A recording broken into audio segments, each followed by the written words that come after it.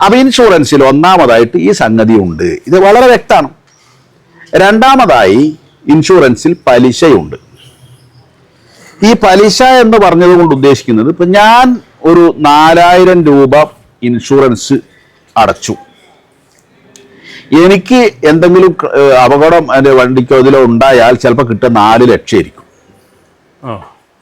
4000 അടച്ച എനിക്ക് ഈ 4 ലക്ഷം കിട്ടുന്നത് എന്താ അതിന് പറയാ?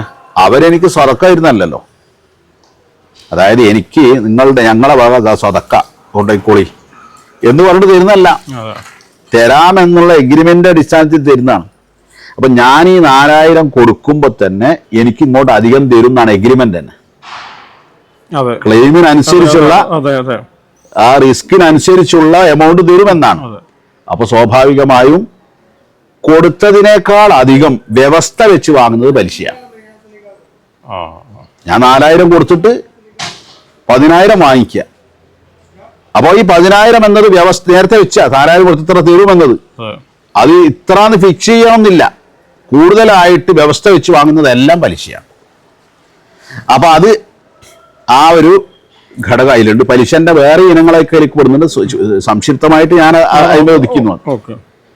മൂന്നാമത്തത് ഇതില് മൈസിർ അഥവാ ചൂതാട്ടം എന്ന് പറയും. ഇസ്ലാം വിലക്കിയ, ഖുർആൻ വിലക്കിയാണ്. കുറെ ആളുകളുടെ നട്ടാണ് എനിക്ക് ലാഭമായി മാറുന്നത്. 1000 ആള് പോളിസി ചേർന്ന് അവരൊക്കെ അടച്ചത് എനിക്ക് കിട്ടുകയാണ്.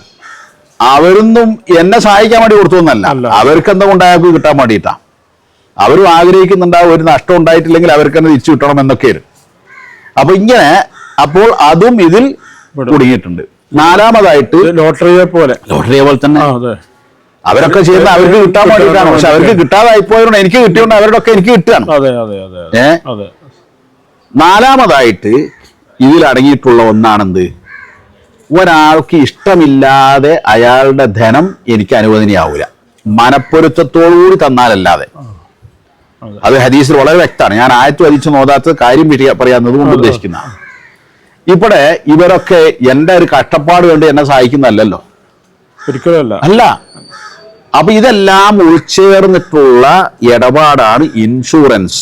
ആധുനിക കാലത്തെ ജനറൽ ഇൻഷുറൻസ്, വ്യാപാര ഇൻഷുറൻസ് എന്നൊക്കെ പറയുന്നത് ഇതെല്ലാം ഉൾച്ചേർന്ന്.